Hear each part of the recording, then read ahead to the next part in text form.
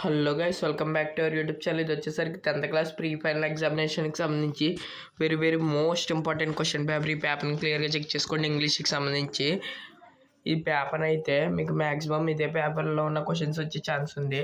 అదేంటి బ్రో, నేను real paper పెట్టావు కదంటే అది లీక్ అయిన క్వశ్చన్ పేపరు. దాని మీద ఎక్కువ డిపెండ్ అవ్వడానికి లేదు, ఎందుకంటే పేపర్స్ మారిపోతున్నాయి, తారుమారు అవుతున్నాయి.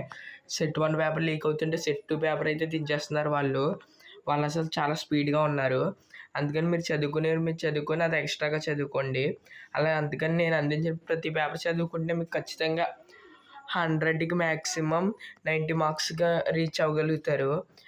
ఇంగ్లీష్ చాలా ఈజీ, లాంగ్వేజెస్ చాలా ఈజీ. సబ్జెక్ట్స్ అంటే ఎక్కువ లాంగ్వేజెస్ ఉంటాయి కదా, అదే లాంగ్వేజెస్ కానివి అవి కొంచెం కష్టం.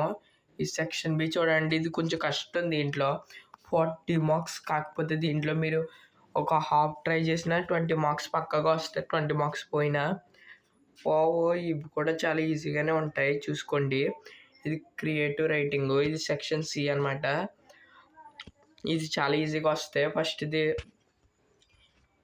ఇది డైరీ ఎంట్రీ, అందరూ ఇదే సెలెక్ట్ చేసుకోండి. ఇక్కడ ఉన్న మ్యాటర్ని బేస్ చేసుకుని డైరీ ఎంట్రీ రాయాలి. ఇంకోటి కన్వర్జేషన్, దీని చాయిస్. డైరీ ఎంట్రీ నా ప్రిఫర్. అలాగే లెటర్, ఇదేమో ఫీలింగ్స్ అనుకుంటా. అంటే మనమే ఒకళ్ళు అనుకుని మనం ఎలా మాట్లాడతామో స్పీచ్ రెడీ చేయాలి. అక్కడ ఆడిచ్చిన బేస్ చేసుకుని, ఆడిచ్చిన మ్యాటర్ బేస్ చేసుకుని. అలాగే ఒకటేమో ఒక స్టోరీ ఇస్తాడు, ఒక స్టోరీ ఇచ్చి దాంట్లో పలానా వ్యక్తి ఫీలింగ్స్ గురించి డిస్క్రైబ్ చేయమంటాడు. ఆ వ్యక్తి ఫీలింగ్స్ రాయాలి. ఆ టైంలో ఆ వ్యక్తికి ఎలాంటి ఫీలింగ్స్ ఉన్నాయి, అది దానికన్నా చాలా 100% దాని మీద బెస్ట్ ఇది. ఒక పై చార్ట్ కానీ, పైగ్రాఫ్ కానీ, టేబుల్ కానీ ఇచ్చి మీకు ఒక పారాగ్రాఫ్ రూపంలోకి రాయమంటాడు. చాలా ఈజీ ఇది, చాలా సింపుల్ కూడా. చాలా సింపుల్, చాలా ఈజీ. మీకు 10 మార్క్స్ ఈజీగా తెచ్చుకోవచ్చు మినిమం ఇంగ్లీష్ వస్తే.